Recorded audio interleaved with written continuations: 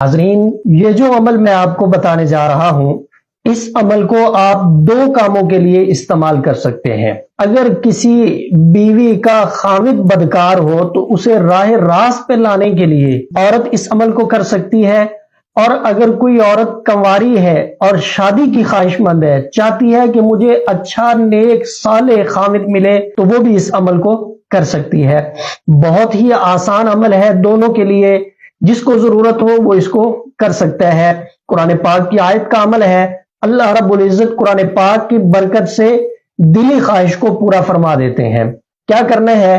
کاغذ کے اوپر لکھنا ہے بسم اللہ الرحمن الرحیم وَمِن كُلِّ شَيْءٍ خَلَقْنَا زَوْجَيْنِ لَعَلَّكُمْ تَذَكَّرُونَ اللہم بحق قولک ھذا وبحرمت نبیک محمد صلی اللہ علیہ وسلم ان ترزق فلاں بنت فلاں زوجا موافقا غیر مخالف بحق محمد وآلہ اجمعین۔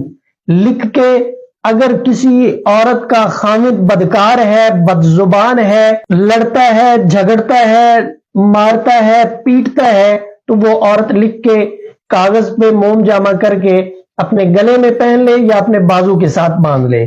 اسی ترتیب کے ساتھ اگر کوئی لڑکی خواہش مند ہے شادی کی اور شادی میں بھی اچھا خاوند چاہتی ہے، تو اس کو لکھ کے اپنے بازو کے ساتھ باندھ لے۔